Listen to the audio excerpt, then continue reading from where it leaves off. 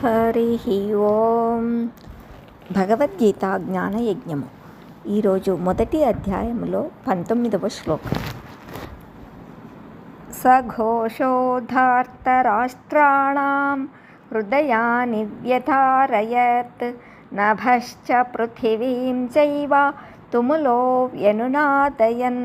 తుములః భయంకరమైన, సఘోషః ఆ శబ్దము, నభశ్చ ఆకాశమును, పృథివీం చ ఏవ భూమిని కూడా, వెనునాదయన్ మారు పలికిస్తూ, ధార్తరాష్ట్రాణం ధృతరాష్ట్రుని బిడ్డల, హృదయాని గుండెలను, వ్యధారయత్ చీల్చివేసింది.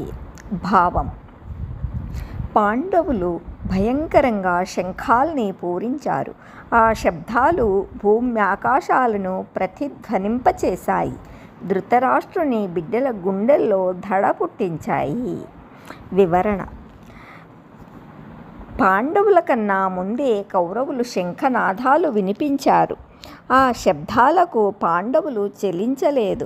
కానీ పాండవులు భయంకరమైన శంఖనాదాలకు కౌరవుల హృదయాలు బ్రద్దలైనట్టు వింటున్నాము. పాండవుల శంఖనాదాలకు కౌరవులలో అధైర్యం చోటు చేసుకుంటున్నట్టు స్పష్టంగా తెలుస్తూ ఉంది. కానీ కౌరవుల శంఖనాదాలకు పాండవులు భీతి చెందకపోగా రెట్టించిన ధైర్యోత్సాహాలతో ప్రతిస్పందనను వినిపించారు. కౌరవుల భయానికి వారి అధర్మ ప్రవర్తనమే కారణము. పాండవుల ధైర్యానికి వారి యొక్క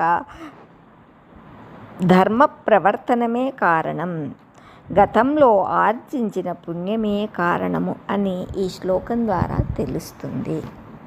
హరి ఓం తత్సత్.